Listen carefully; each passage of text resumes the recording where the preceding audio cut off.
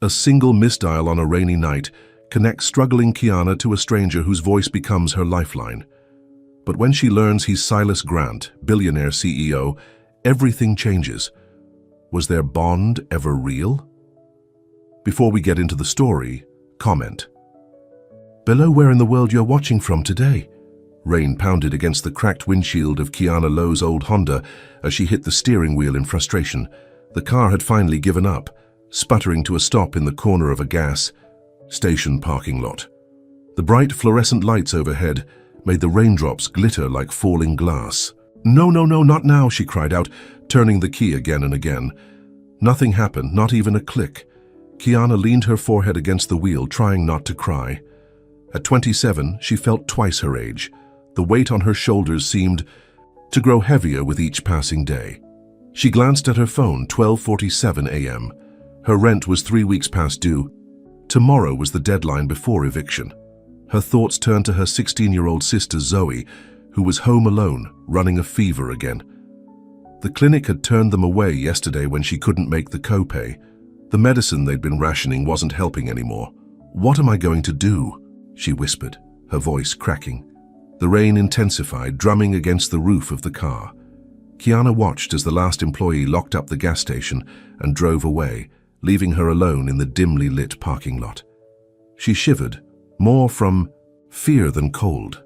There was only one person who might help her now. Derek, her ex-boyfriend. They'd broken up 6 months ago when he took a job in Chicago, saying he needed to focus on his career. But he'd always said if she ever really needed him, he'd be there. Well, she really needed someone now. With trembling fingers, Kiana scrolled through her contacts and found his number. She took a deep breath and dialed. The phone rang once, twice, 3 times. "Hello?" The voice that answered was deep and calm. A man's voice, but not Derek's. It was richer, softer somehow. "I'm sorry," Kiana said quickly, pulling the phone away to check the number. She'd hit a 7 instead of a 4 in Derek's number. "I have the wrong number. Sorry to bother you." "Wait," the man said before she could hang up. "Are you okay? You sound upset." Kiana was surprised by the concern in the stranger's voice. "I'm fine," she lied, but her voice cracked, betraying her. "You don't sound fine," he said gently. "Where are you? Are you safe?" Something about his voice, the genuine worry in it, broke through Kiana's last defenses. A sob escaped her lips before she could stop it. "My car broke down," she admitted. "I'm at a gas station and it's late and I don't know what to do anymore." There was a pause, and Kiana thought he might hang up. Why would a complete stranger care about her problems? "I'm Silas," he said finally. "What's your name?" "Kiana." She wiped her eyes with the back of her hand. "Kiana," he repeated, as if testing how it sounded. "That's a beautiful name. Listen, Kiana, I want you to lock your doors, okay? Is there someone you can call to come get you?" She laughed bitterly. "That's what I was trying to do when I dialed the wrong number. No friends or family. My sister is homesick," Kiana explained. "And I don't have many friends left these days. They get tired of hearing about your problems after a while, you know?" "I know exactly what that's like," Silas said, and something in his tone made her believe he truly did understand. "What about a tow truck?" "Can't afford it," she admitted, embarrassment burning in her chest. I'm kind of in a financial situation right now." To her surprise, Silas didn't end the call or offer empty platitudes. Instead, he asked, "Do you want to tell me about it? I'm not doing anything else tonight." Maybe it was the anonymity of talking to a stranger, or maybe it was just that she'd reached her breaking point. But Kiana found herself telling this man everything. How she'd been raising her sister since their parents died in a car accident 3 years ago. How she'd lost her job at the insurance company during layoffs. How the medical bills from Zoe's chronic bronchitis had piled up. Silas listened. He didn't interrupt or try to fix things, he just listened. And somehow that was exactly what Kiana needed. "I'm sorry," she said finally, realizing she'd been talking for nearly 20 minutes. "You don't need to hear all this," I asked. Silas reminded her gently. Sometimes it helps to say things out loud to someone who doesn't have any expectations. Kiana looked out at the empty parking lot. The rain had stopped, but the night felt darker than ever. "Where do you live, Kiana?" Silas asked. She hesitated. I'm not asking to come over, he clarified quickly. I'm just trying to figure out the best way to help you get home safely. Westbrook Heights, she said. The apartment complex on Dale Street. That's not too far from this gas station on Reed Avenue, right? The one with the broken sign? Kiana was surprised. Yes, that's the one. How did you know? Lucky guess, Silas said. Look, I'm going to call you a ride share. The driver's name will be Marcus. He's a friend of mine. He'll take you home, no charge. You don't have to do that, Kiana protested. I know I don't have to. I want to, Silas replied. As for your car, I know a good mechanic who can look at it tomorrow. I'll text you his information. Kiana was stunned by this stranger's kindness. Why are you helping me? You don't even know. Me. There was a pause before Silas answered. Maybe I need this as much as you do. Before she could ask what he meant, he continued, Marcus will be there in about 10 minutes. Can you stay on the phone with me until he arrives? Yes, she said, softly. Thank you. They talked while she waited. Silas told her about the book he was reading, a mystery novel she'd never heard of. He had a way of describing it that made her want to read it too. His voice was calming, like a warm blanket on a cold night. True to his word, a car pulled into the gas station 10 minutes later. The driver, an older man with kind eyes, introduced himself as Marcus. He helped Kiana gather her things from her car and drove her home. When she finally got to her apartment, Zoe was asleep on the couch, her fever down. Kiana covered her with a blanket and realized she was still on the phone with Silas. I'm home, she told him. Safe and sound thanks to you. I'm glad, he said. There was something in his voice she couldn't quite identify. Relief, maybe, or something deeper. Kiana, would it be okay if I called you tomorrow, just to check on you and your sister? Kiana hesitated. This man was a stranger. She knew nothing about him except his first name and the fact that he'd been extraordinarily kind to her. But something told her she could trust him. Yes, she said finally. I'd like that. When they hung up, Kiana stared at her phone for a long moment. The number that had answered wasn't Derek's, but somehow it had been exactly the right one to call tonight. Silas Grant set his phone down on the sleek glass desk in his home office. Outside his penthouse windows, the city lights twinkled in the distance, but he barely noticed them. For the first time in months, he felt something other than the cold numbness that had become his constant companion. At 30, Silas had achieved more success than most people did in a lifetime. His finance firm, Grant Investments, managed billions in assets. His face had been on the cover of business magazines. He had more money than he could spend in 10 lifetimes, and he had never felt more alone. A year ago, his world had crumbled. His wife, Vanessa, had filed for divorce after just 2 years of marriage. The tabloids had a field day with it, especially when she claimed he was emotionally unavailable, too focused on his empire to build a real relationship. The divorce was still making its way through the courts, with Vanessa demanding half of everything. Silas didn't even care about the money. What hurt was the realization that she might have been right about him.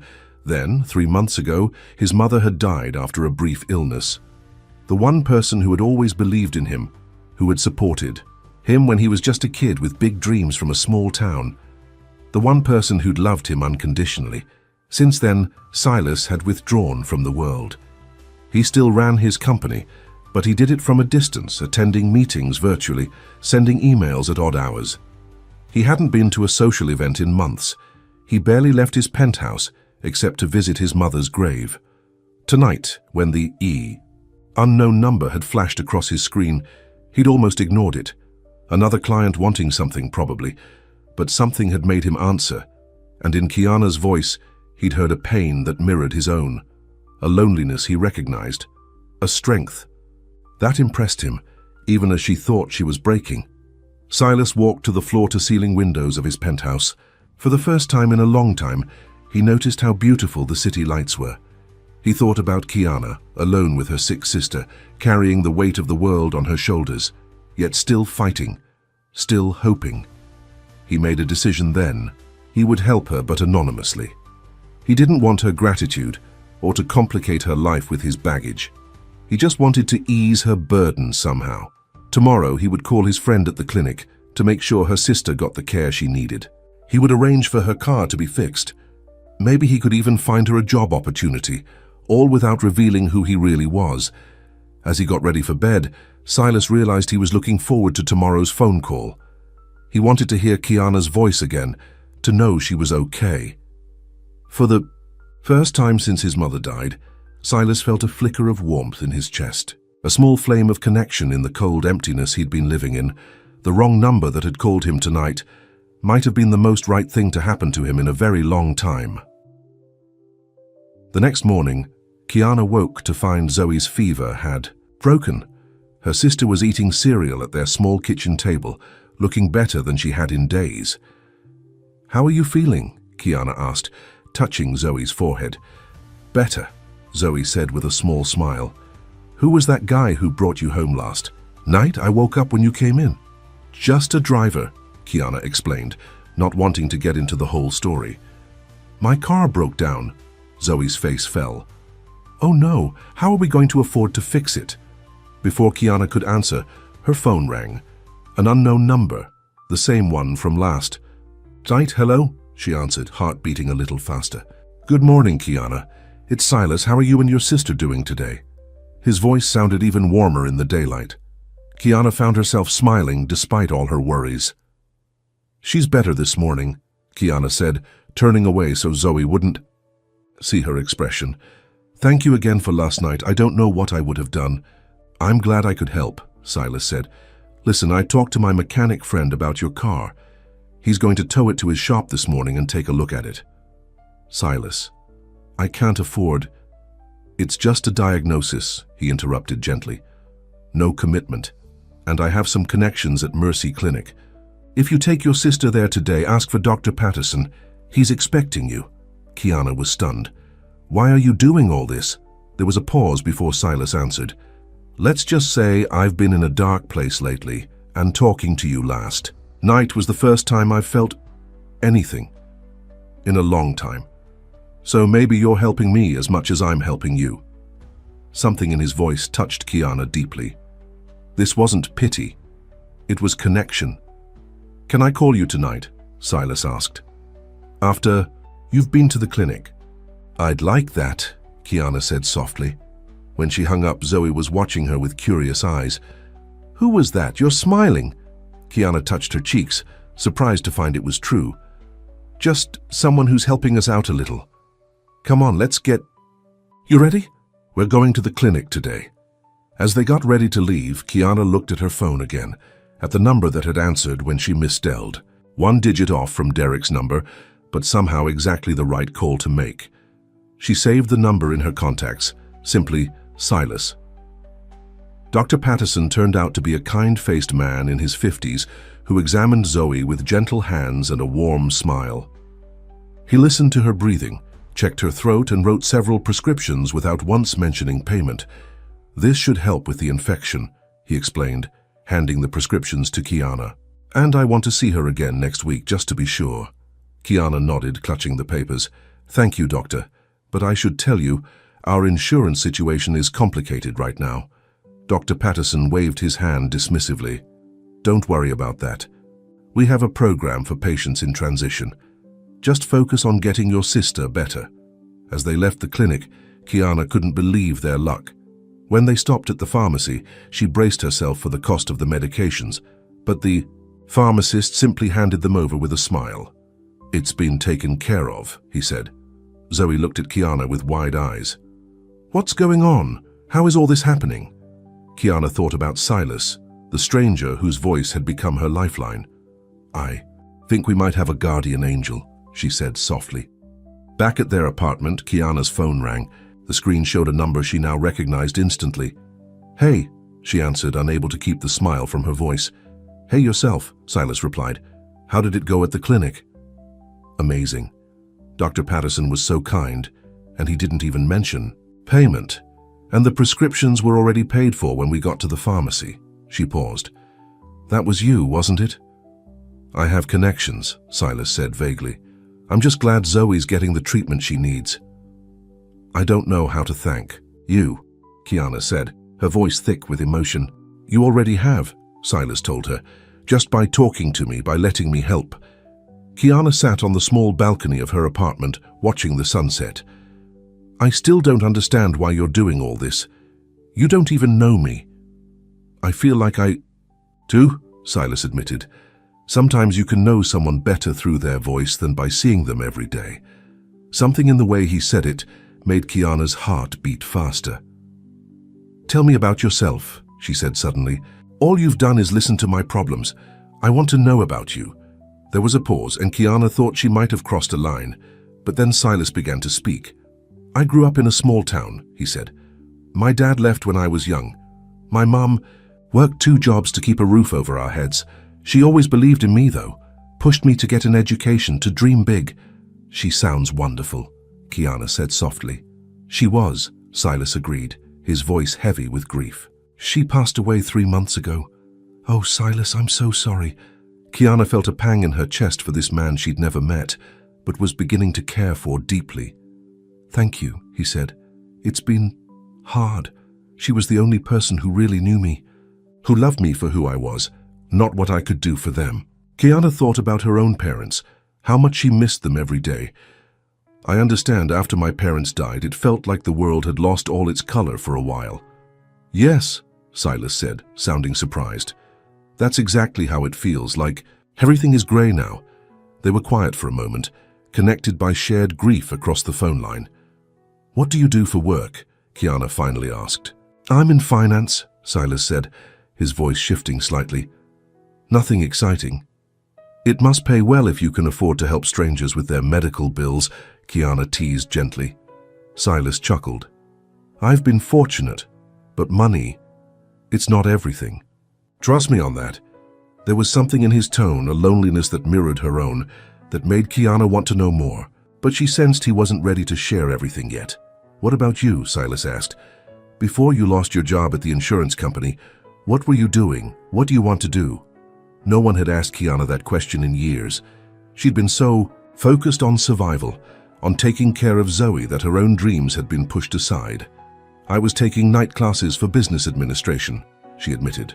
"I wanted to work in corporate management someday. Be the one making decisions instead of just carrying them out." "You'd be good at that," Silas said, and she could hear the smile in his voice. "You're smart, resourceful, and you care about people. That's a rare combination in business." "Thank you," Kiana said, touched by his faith in her. "But for now, I just need to find another job. Any job." "Actually," Silas said, "I might be able to help with that too. A friend of mine is looking for someone at his office. Administrative work to start, but with room to grow. Would you be interested?" "Are you serious?" Kiana straightened up in her chair. "Yes, absolutely. Great. I'll text you the details tomorrow. It's at Pinnacle Tower downtown." Kiana's eyes widened. Pinnacle Tower housed some of the city's most prestigious companies. "Silas, those are all high-end firms. They're not going to hire someone like me." "Someone like you? You mean someone intelligent, hard-working, and dedicated?" "I think they'd be lucky to have you," Silas said firmly. "Just promise me you'll try." His confidence in her was like a warm blanket. "Okay, I promise." They talked for hours that night, about books they'd read, movies they'd seen, places they wanted to visit someday. Kiana found herself laughing for the first time in months. When they finally said goodnight, she realized she'd completely forgotten about her car troubles, her rent, all the worries that had been crushing her just the day before. Over the next 2 weeks, Kiana and Silas talked every night, sometimes for hours, sometimes just for a few minutes before bed. Zoe teased her about her mystery man, but Kiana didn't mind. Talking to Silas had become the highlight of her day. Then came the day when everything changed. Kiana's car had been fixed. Another of Silas's connections had taken care of it for a fraction of what it should have cost. Her landlord had mysteriously decided to give her an extension on her rent. And now she was standing in front of Pinnacle Tower, wearing her best outfit, clutching her resume. The interview was for a receptionist position at Thompson & Grant Financial Services, one of the top firms in the city. Kiana still couldn't believe she had an appointment. She took a deep breath and pushed through the revolving doors. The lobby was all sleek marble and glass, intimidating in its elegance. She gave her name to the security guard, who directed her to the 30th floor. As the elevator rose, Kiana's stomach tightened with nerves. She thought of Silas, who'd texted her that morning. "You've got this. They'll love you as much as I." The message had cut off there, and he hadn't finished the thought, but it had given her courage.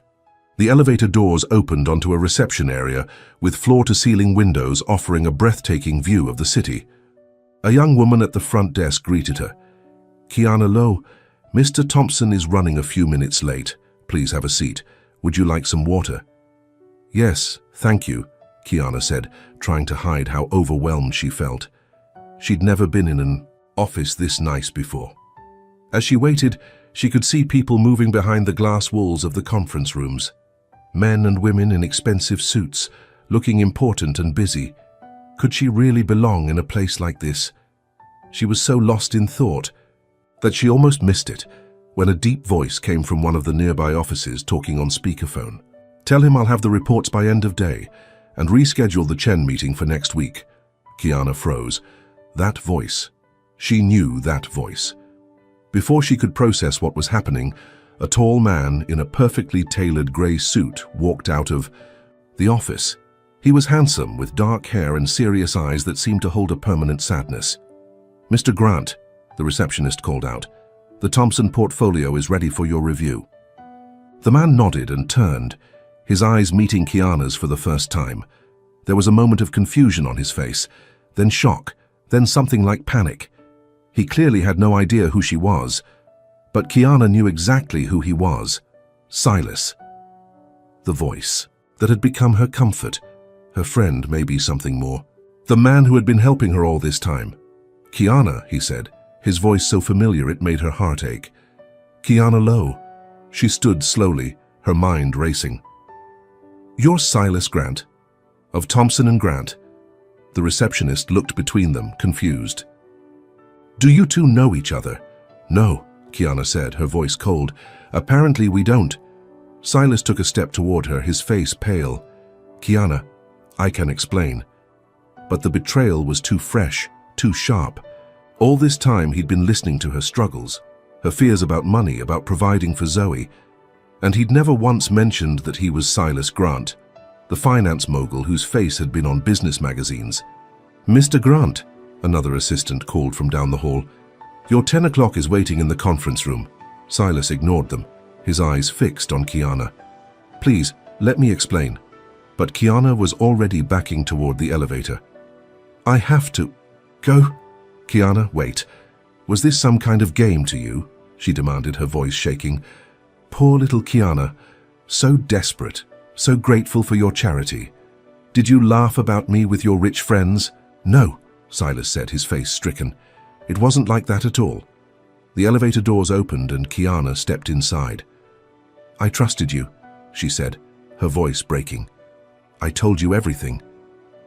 As the doors began to close, Silas moved forward, stopping them with his hand. "Kiana, please, 5 minutes, that's all I'm asking."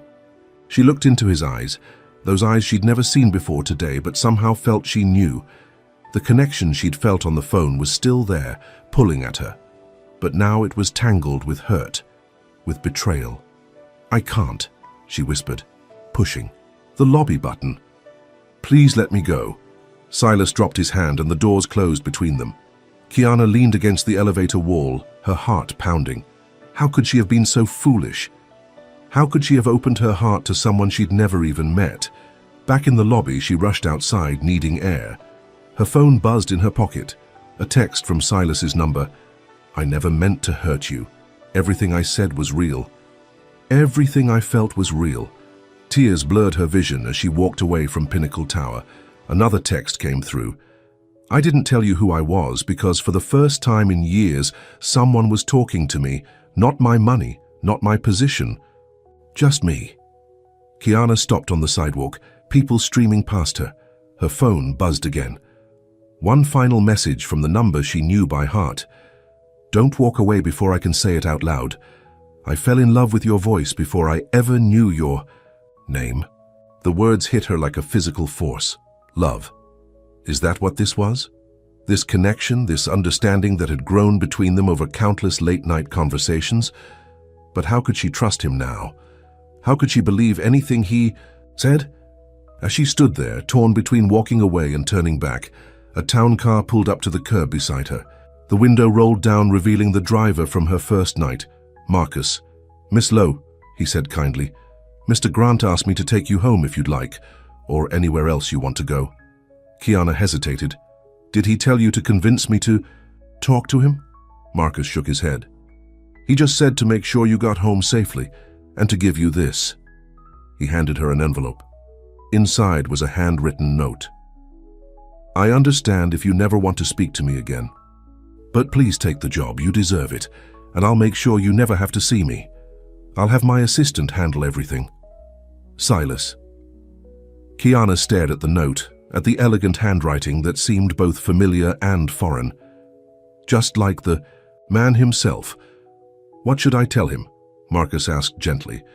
Kiana looked back at Pinnacle Tower, where somewhere on the 30th floor, Silas was waiting for her answer.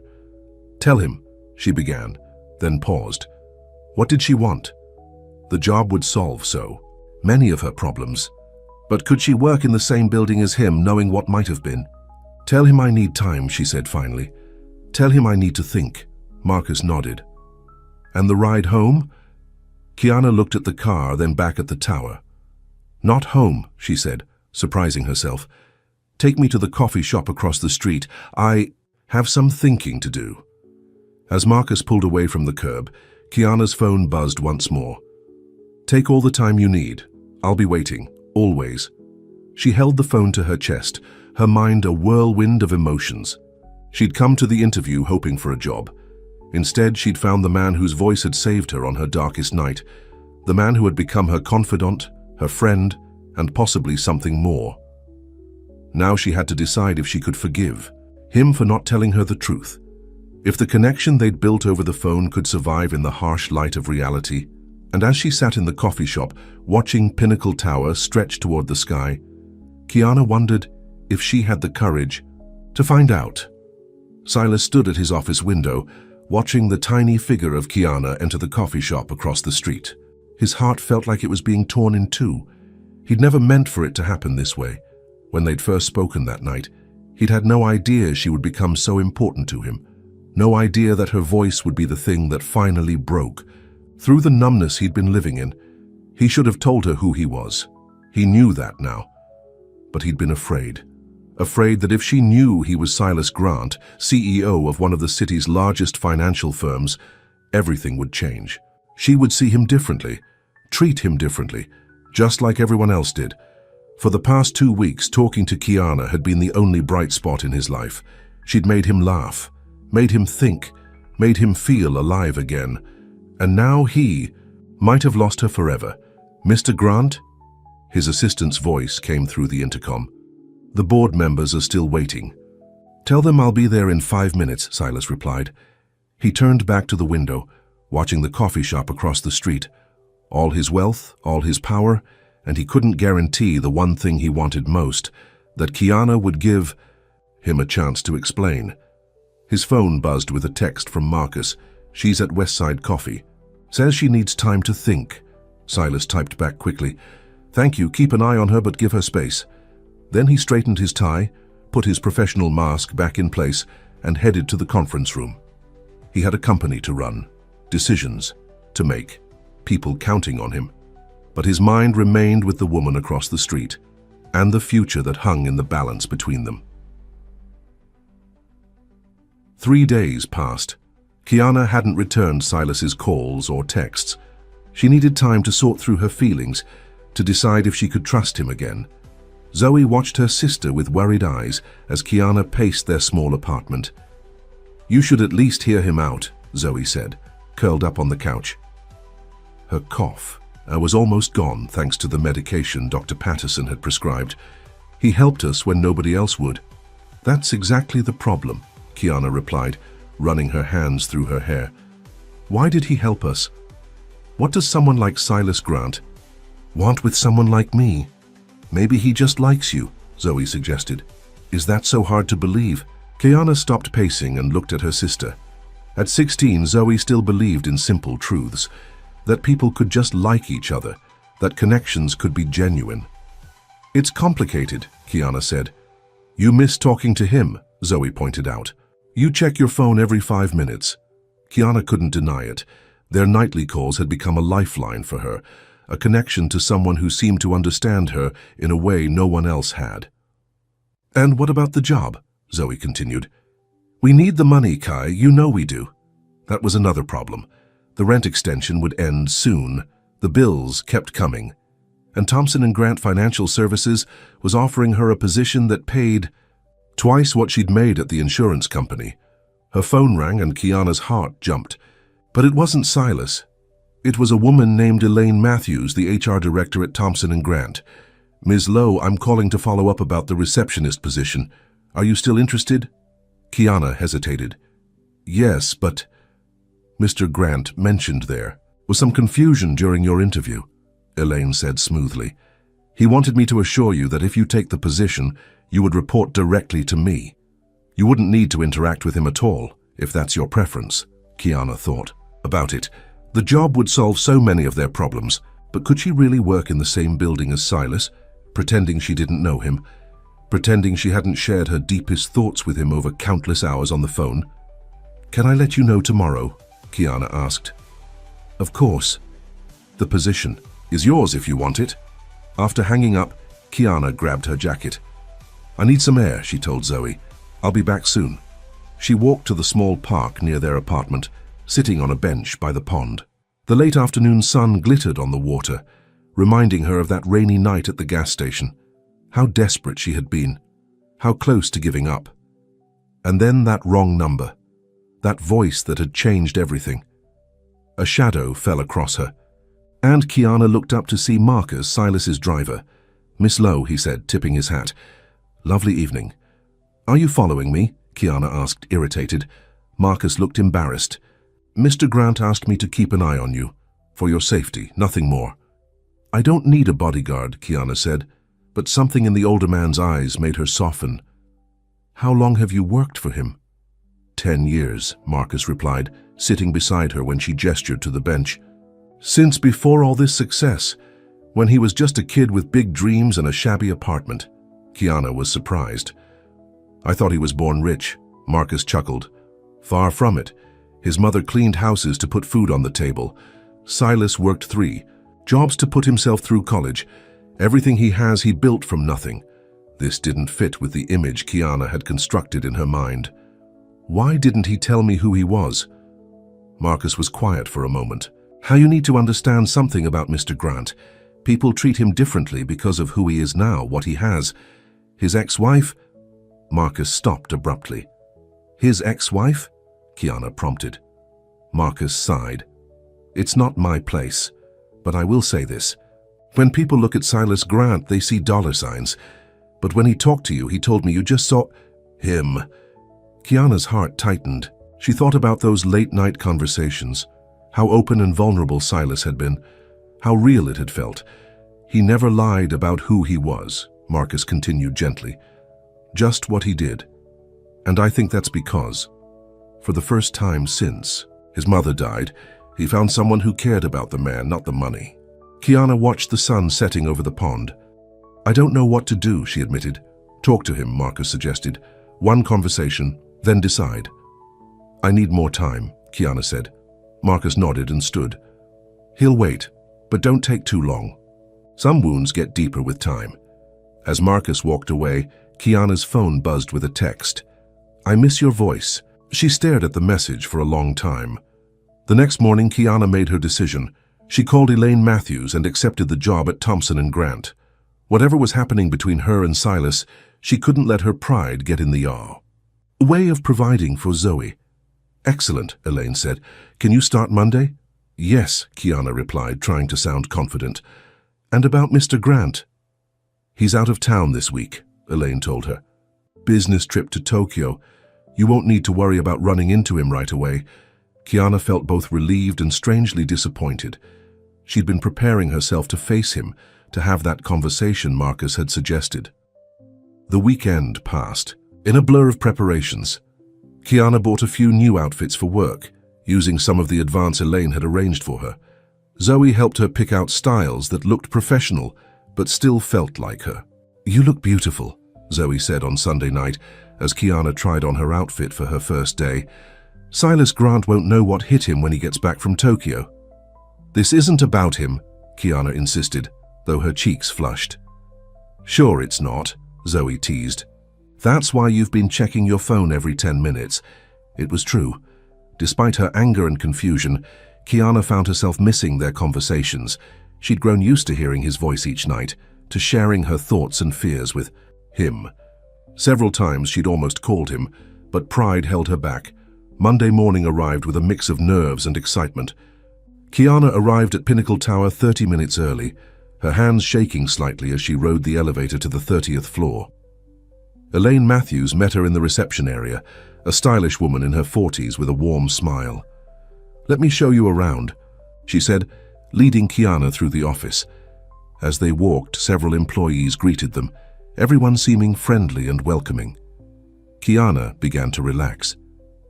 Maybe this would work out after all. "And this will be your desk," Elaine said, showing her to the reception area. "You'll manage the front desk, greet clients, direct calls. Simple to start, but as you learn more about the business, there will be opportunities to grow." Kiana sat at what would be her new workspace, a sleek desk with a state-of-the-art computer and a view of the city that took her breath away. "Thank you for this opportunity," she said sincerely. "Don't thank me," Elaine replied with a knowing smile. "This was all Silas's idea. He said you had potential, and he's rarely wrong about people." The first week flew by. The work wasn't difficult, and Kiana found herself enjoying the fast-paced environment. Each day she learned a little more about the business, asking questions during her lunch breaks, studying the company materials in her free time. By Friday, she felt like she belonged there. The other employees had accepted her as part of the team. Several had even invited her to join them for drinks after work. "I'd love to, but I need to get home to my sister," she explained. It wasn't entirely true. Zoe was spending the night at a friend's house, but Kiana wasn't ready for socializing. Yet, as she gathered her things to leave, her desk phone rang. "Thompson and Grant Financial Services. How may I direct your call?" she answered automatically. There was a pause, then that familiar voice. "Kiana." Her heart stopped. "Silas. I'm sorry to call you at work," he said, "but you haven't been answering your phone and I needed to hear your voice." Kiana looked around. The office was nearly empty, most people having left for the weekend. "I thought you were in Tokyo." "I got back yesterday," Silas said. "I've been giving you space, like you asked. But I can't stop thinking about you." The raw honesty in his voice made Kiana's chest tighten. "Silas, Please," he interrupted. "Just let me see you. One conversation, face to face. Then if you never want to speak to me again, I'll respect that." Kiana hesitated, then remembered Marcus's words. One conversation. Then decide. "Okay," she said softly. "Where?" "There's a small Italian restaurant on Pine Street. Bella Notte. Do you know it?" "Yes," Kiana said. It was a cozy, family-owned place, nothing fancy or intimidating. 8 o'clock, Silas asked, hope evident in his voice. 8 o'clock, Kiana confirmed, then hung up before she could change her mind. As she rode the elevator down to the lobby, her phone buzzed with a text. "Thank you." Bella Notte was warm and inviting, with checkered tablecloths and candles in empty wine bottles. Kiana arrived a few minutes before 8, her stomach in knots. The hostess led her to a table in the back, where Silas was already waiting. He stood when he saw her, his eyes never leaving her face. In person, he was even more handsome than she'd first thought, tall and broad-shouldered, with dark hair, and those intense eyes that seemed to look right into her soul. "You came," he said, as if he'd half expected her to change her mind. "I said I would," Kiana replied, sitting across from him. There was an awkward moment as they both adjusted to being face-to-face after so many hours of talking without seeing each other. "You look beautiful," Silas said finally. Kiana felt herself blush. "Thank you." A waiter came to take their drink orders, giving them a moment to collect themselves. "How's the job so far?" Silas asked when they were alone again. "Good," Kiana said. "Everyone's been very kind." "And Zoe? How is she feeling?" Much better, Kiana said, surprised by how much she wanted to tell him all the little details about her week, as she would have during their phone calls. The medicine worked wonders. Silas smiled, and for a moment, it was almost like those phone conversations, easy, comfortable. Then the reality of their situation crashed back. Kiana straightened in her chair. "Why didn't you tell me who you were?" Silas's smile faded. He looked down at his hands. "I wanted to, many times, but I was afraid." "Afraid of what?" "That everything would change," he admitted. "That you would see me differently. That what we had would be tainted somehow." Kiana frowned. "Why would knowing you're successful change anything?" Silas laughed bitterly. "You'd be surprised. Money changes how people see you, how they treat you." "I'm not people," Kiana said, offended. "No, you're not," Silas agreed, his eyes meeting hers again. "You're extraordinary. And that's why I couldn't bear the thought of losing what we had." The waiter returned with their drinks and took their dinner orders. When he left, Kiana leaned forward. "Tell me the truth now," she said. "All of it." Silas took a deep breath. "My name is Silas Grant. I'm 30 years old. I built Thompson and Grant from nothing after putting myself through business school. My mother died 3 months ago from cancer. I was married for 2 years to a woman named Vanessa, who filed for divorce when she realized I would never love her the way she wanted." "And why's that?" Kiana asked. Silas looked at her directly. "Because I married her for all the wrong reasons. Because I thought having the perfect wife to go with my perfect life would make me happy. It didn't." Kiana processed this. "So when I called you that night, I was in the darkest place I'd ever been," Silas finished for her. "Alone in that penthouse, wondering what any of it was worth without someone to share it with, without someone who saw me, not just what I could give them. And I was just a charity case," Kiana said, the hurt rising again. Poor Kiana with her sob story. "No," Silas said firmly, reaching across the table to take her hand. To her surprise, Kiana let him. "You were a voice in the darkness. Someone who needed help, yes, but who also gave me something I desperately needed." "What's that?" Kiana asked. "Connection," Silas said simply. "Real human connection. Do you know how rare that is? To talk to someone who has no agenda, no angle. Who just wants to talk, to share, to listen." The sincerity in his voice was undeniable. Kiana felt her defenses begin to crumble. "I understand why you're angry," Silas continued. "I should have told you who I was sooner.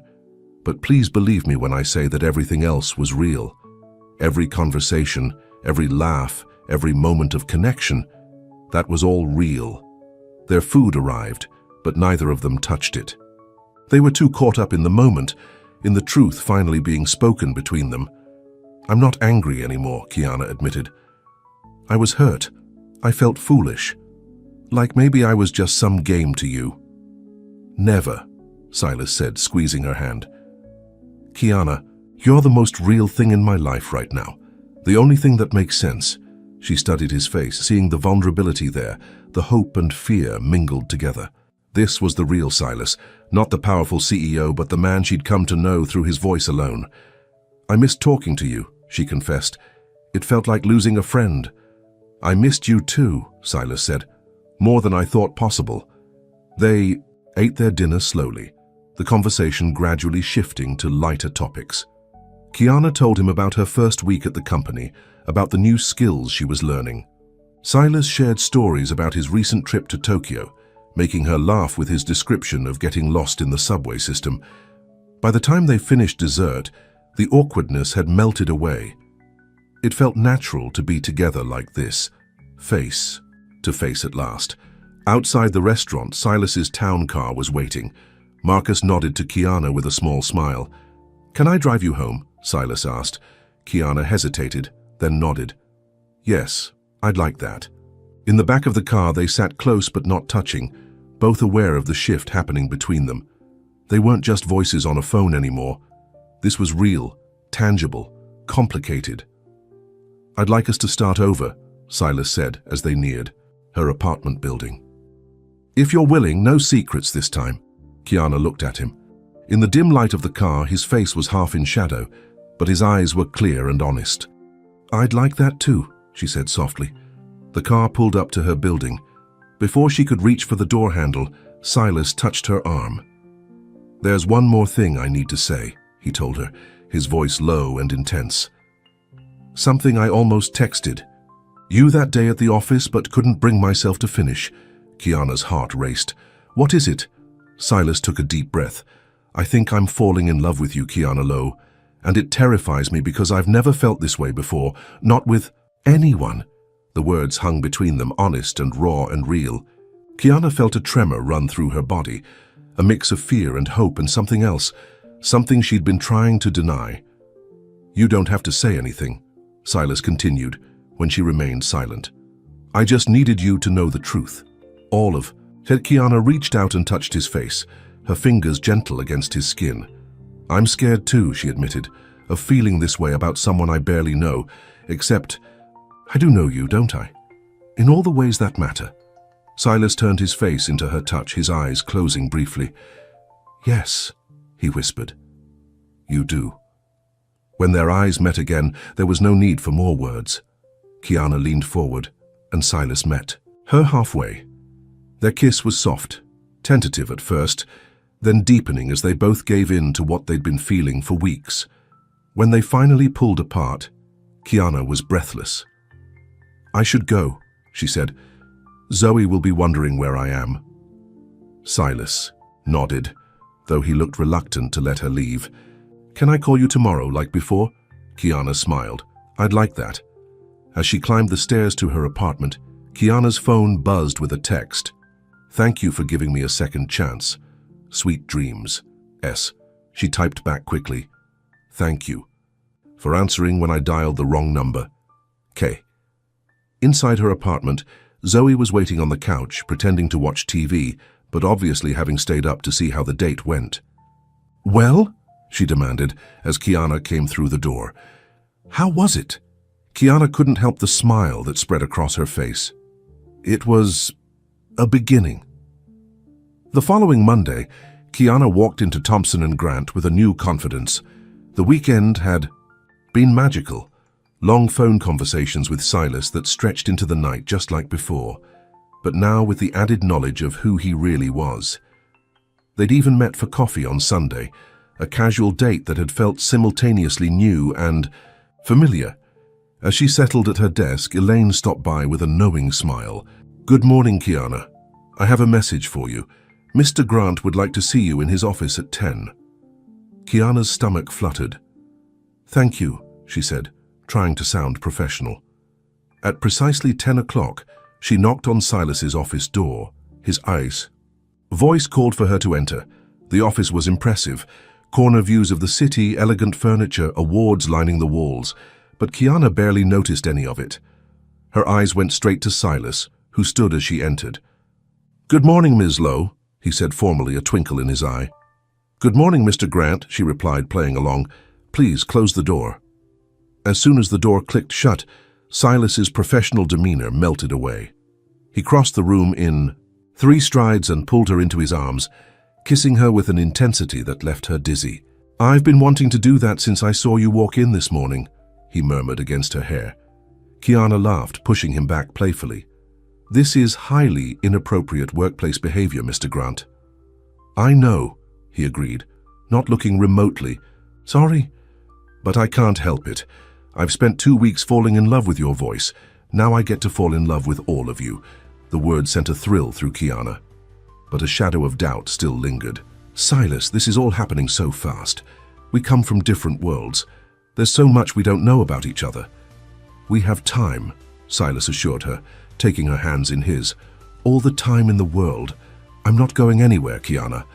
And if you'll let me, I'd like to show you that what we have is real, that it can work. Looking into his eyes, Kiana believed him. Whatever challenges lay ahead, the gossip, the differences in their backgrounds, the complications of working together, they would face them together. I'd like that, she said softly. Silas smiled, that rare, genuine smile she'd grown to treasure. Good, because I think that wrong number might have been the most right thing that ever happened to me. Kiana couldn't help but agree. A simple mistake, 1 digit off, had changed everything, had given her hope when she needed it most, had brought her to this moment, to this man, to a future she never could have imagined that rainy night at the gas station. Sometimes, she thought as Silas pulled her close again, the wrong number turns out to be exactly the right one. 6 months passed and spring bloomed across the city. Kiana's life had transformed in ways she never could have imagined that desperate night at the gas station. She had been promoted twice at Thompson & Grant, moving from receptionist to administrative assistant and then to junior account manager. Her natural talent for the work, combined with her dedication and quick learning, had impressed everyone, especially Elaine Matthews, who'd become both mentor and friend. "You have a gift for this business," Elaine told her one afternoon as they reviewed client portfolios. "You understand not just the numbers, but the people behind them." Kiana smiled, grateful for the encouragement. "I've had a good teacher." "Several good teachers," Elaine corrected with a knowing look toward Silas's office. The relationship between Kiana and Silas had been the subject of office gossip at first. Some employees assumed she'd been promoted because of her connection to the boss. But Kiana had quickly proven herself, working harder than anyone else, staying late to learn everything she could about the business. And Silas had been careful to keep their professional and personal lives separate. At work, he treated her with the same respect he showed all employees. No special favors, no public displays of affection. Their relationship was an open secret, but never flaunted. After hours was a different story. They'd fallen into a comfortable routine. Dinners at each other's places, quiet weekends together, long conversations that reminded Kiana of those first phone calls that had brought them together. Zoe had thrived too. With Kiana's new salary and stable job, they'd moved to a better apartment. Zoe's health had improved dramatically. She'd even been accepted to a prestigious arts program for the summer, her talent for photography finally getting the recognition it deserved. "Are you nervous about tonight?" Zoe asked as she helped Kiana choose an outfit. Silas was hosting a charity gala at his penthouse, the first time Kiana would be officially introduced to his social circle as his girlfriend. "Terrified," Kiana admitted, holding up a simple black dress.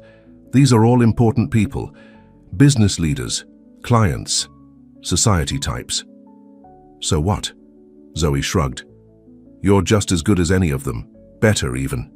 Kiana smiled at her sister's fierce loyalty. "It's not that simple, Zoe.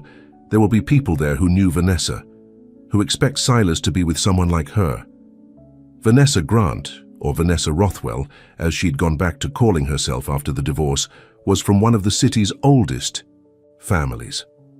Beautiful, sophisticated, and according to the gossip Kiana had heard, cold as ice. She'd recently returned from a year in Europe and was rumored to be trying to reconcile with Silas. "Silas loves you," Zoe said firmly. "Nothing else matters." Kiana hoped her sister was right, but as Marcus picked them up in the town car that evening, she couldn't help feeling out of place. Like Cinderella going to the ball, knowing midnight would eventually strike. Silas's penthouse took up the entire top floor of one of the city's most exclusive buildings. The elevator opened directly into a foyer with marble floors and a crystal chandelier.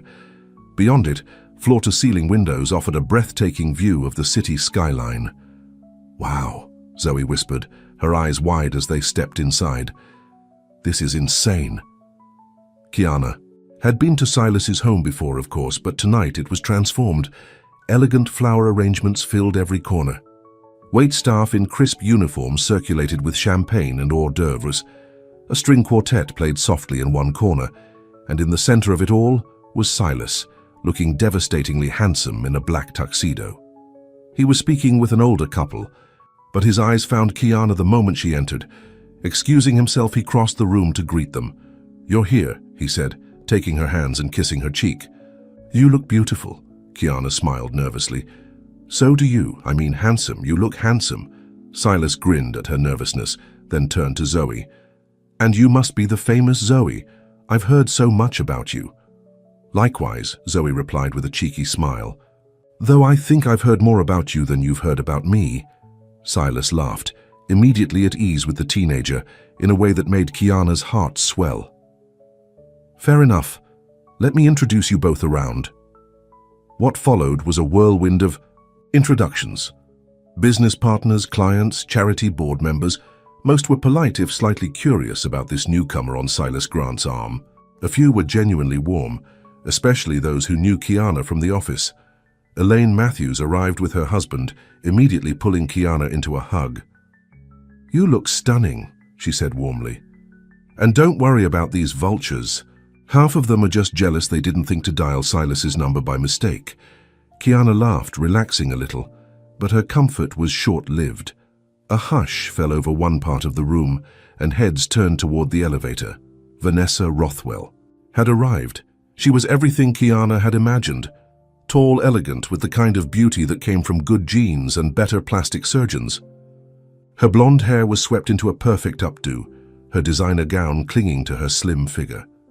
"I didn't know she was invited," Kiana whispered to Elaine. "She wasn't," Elaine replied grimly, "but her father is on the hospital board. Silas couldn't exclude her without causing a scene." Across the room, Silas had gone rigid, his jaw tight as Vanessa made her way toward him. "Darling," she said, air-kissing both his cheeks. "What a lovely gathering. Just like old times." "Vanessa," Silas acknowledged coolly. "I didn't expect to see you tonight." "Oh, Daddy couldn't make it. Poor health, you know, so I thought I'd represent the family." Her eyes swept the room, landing on Kiana with calculated precision. "And this must be your assistant? How nice of you to invite the staff." Before Silas could respond, Kiana stepped forward, extending her hand with a calm she didn't feel. "Kiana Lowe, it's a pleasure to meet you, Ms. Rothwell." Vanessa took her hand briefly, her smile never reaching her eyes. "Charmed, I'm sure. Silas has always had such a generous heart, always trying to help the less fortunate." The implication was clear, and Kiana felt her cheeks burn. But before she could respond, Silas placed his hand at the small of her back. "Kiana is not my assistant, Vanessa. She's my girlfriend," he said firmly, "and I'd appreciate it if you'd treat her with the respect she deserves." Vanessa's perfect smile faltered slightly. "Of course, no offense meant." She turned to Kiana. "I'm just surprised Silas would introduce someone so new to his social circle so quickly, but then he always did rush into things. Isn't that right, darling?" With that parting shot, she glided away to join a group of society matrons who immediately began whispering behind their champagne glasses. "I'm sorry about that," Silas said quietly to Kiana. "I should have warned you she might show up." "It's fine," Kiana assured him, though her heart was racing. "She's just trying to get under your skin." "Under our skin," Silas corrected, squeezing her hand. "But it won't work, not anymore." The evening continued and Kiana did her best to enjoy herself. Zoe hit it off with several of the younger guests, particularly the teenage son of one of Silas's business partners, who shared her interest in photography. But Kiana couldn't help noticing how Vanessa worked the room, stopping to chat with key people, always managing to position herself in Silas's line of sight. It was a calculated performance by someone who knew exactly what she was doing. "Don't let her get to you," Elaine advised, appearing at Kiana's side with a fresh glass of champagne. "She does this at every event Silas attends. She may have left him, but she can't stand the thought of him being happy without her." "Why did she leave him?" Kiana asked, unable to help herself. Elaine glanced around to make sure no one was listening. "The official story is that they wanted different things. The truth is more complicated. Vanessa expected to be the center of Silas's world. When his mother got sick and he devoted time to caring for her, Vanessa felt neglected. She filed for divorce, thinking he'd beg her to stay. He didn't." Kiana watched Vanessa across the room, laughing with a group of men who hung on her every word. "And now she wants him back?" "Now she wants what she can't have," Elaine corrected. "But trust me, Silas has never looked at her the way he looks at you." The evening wore on and eventually guests began to depart. Kiana found Zoe talking animatedly with Marcus, who seemed to be entertaining her with stories about his years working. "For Silas, there you are," Silas said, joining them. He looked tired but happy. "What do you think, ready to escape yet?" "It was amazing," Kiana told him honestly. "Your friends are lovely." "Most of them," Silas said wryly, glancing toward Vanessa, who was still holding court with a dwindling group of admirers. As if sensing his gaze, Vanessa looked up, her eyes narrowing slightly when she saw Silas with his arm around Kiana. She excused herself from her group and made her way toward them. "I should be going," she announced. "Wonderful party, Silas, just like the ones we used to host together." She turned to Kiana with a smile that didn't reach her eyes. "It was lovely meeting you, Kiana. I do hope you're not in over your head here." Silas's world can be overwhelming for newcomers. Before Kiana could respond, Vanessa leaned in and kissed Silas's cheek, lingering a moment too long. "Call me sometime," she murmured, just loud enough for Kiana to hear. "For old time's sake." With that, she was gone, leaving a cloud of expensive perfume and tension in her wake. "I think I should get Zoe home," Kiana said stiffly. "It's getting late." Silas studied her face. "Don't let her get to you, Kiana. She's just trying to cause trouble." "Is she?" Kiana asked, unable to keep the doubt from her voice. "Because she seems very sure of herself, very sure of you." "Hey," Silas said gently, taking her face in his hands. "Look at me. Vanessa and I are over. Have been for a long time. Even before the divorce, we were just going through the motions."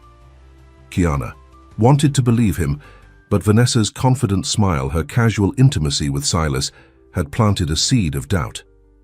"I should still take Zoe home," she said. "It's been a long night." Silas looked disappointed but nodded.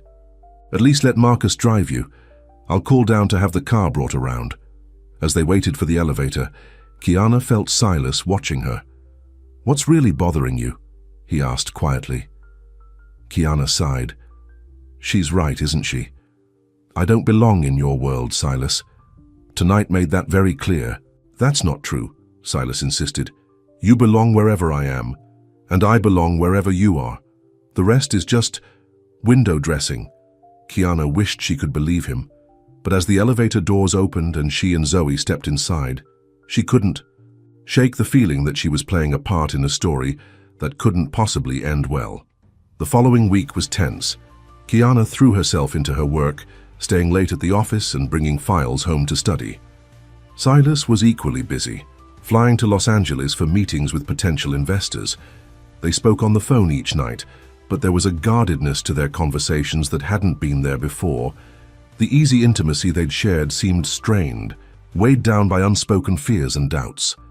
On Thursday, Kiana was working late, reviewing client portfolios, when Elaine stopped by her desk.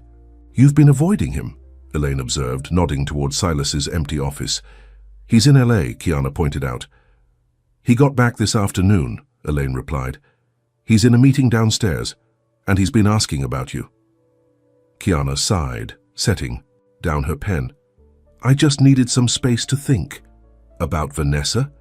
"About everything," Kiana admitted. "About whether Silas and I make sense in the long run. We come from such different worlds." Elaine sat on the edge of Kiana's desk. "Can I tell you something about Silas? Something not many people know?" Kiana nodded. When his mother was dying, he spent every night at the hospital with her. Every night, for 3 months. He'd work all day, then sit with her until morning, holding her hand, reading to her, even when she was too weak to respond. Kiana's heart tightened at the image. "Vanessa visited exactly twice," Elaine continued. "Both times, with photographers in tow for that charity she was chairing. Voices for the Vulnerable or some such nonsense. Why are you telling me this?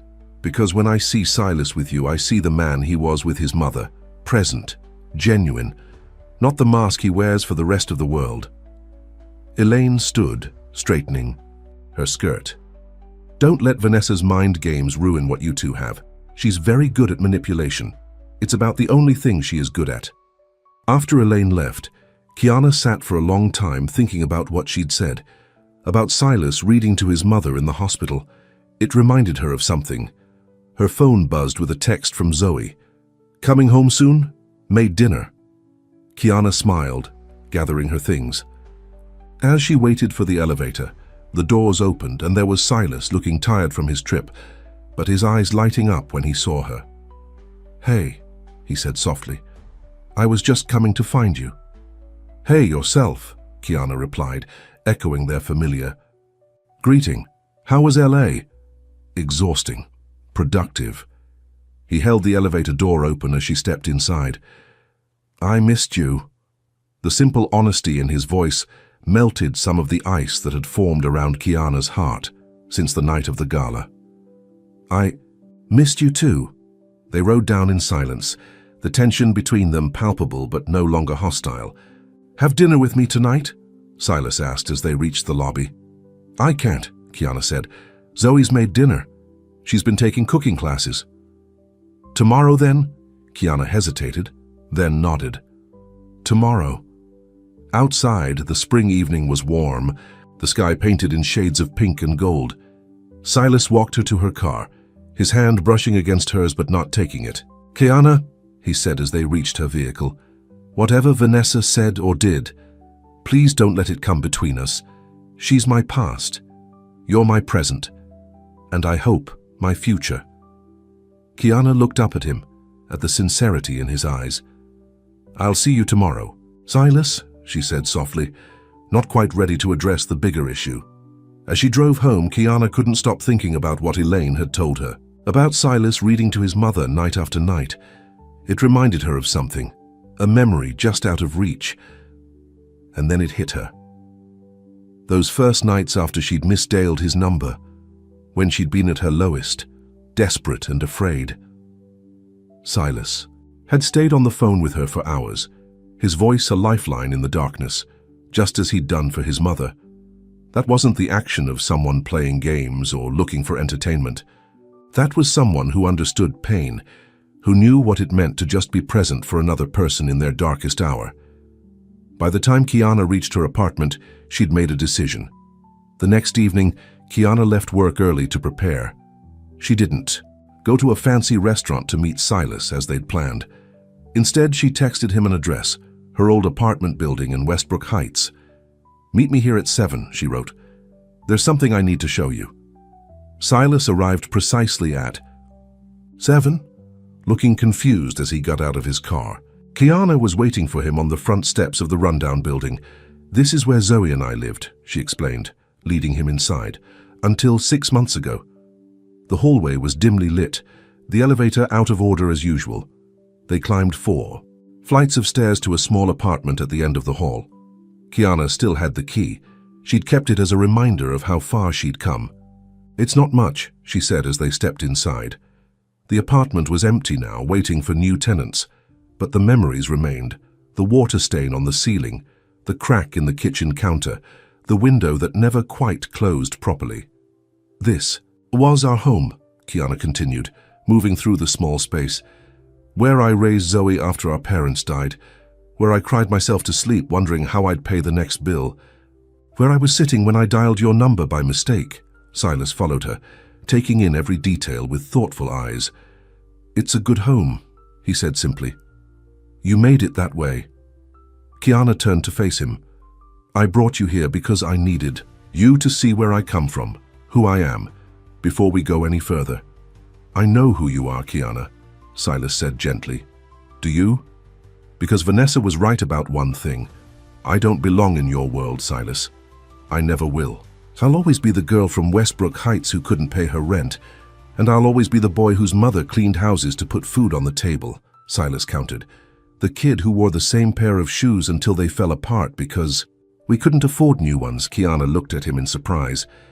"You think I was born into that penthouse?" Silas asked with a sad smile. "Marcus has known me since I was washing dishes at a diner to pay my way through community college. Everything I have I built from nothing. But Vanessa wanted the CEO, not the man," Silas interrupted. "She wanted the lifestyle, the status, the photo ops. Never me, not really." He took a step closer to Kiana. "But you got to know me when you had no idea who I was, when I was just a voice on the phone. You saw me, the real me, from the very beginning." Kiana felt tears welling in her eyes.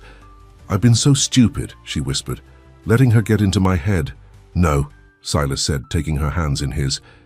"You've been brave, braver than anyone I know, raising your sister, fighting for a better life, taking a chance on a stranger who called you in the middle of the night." He pulled her close, his arms wrapping around her. "I love you, Kiana Lowe, all of you. Your past, your present, your future.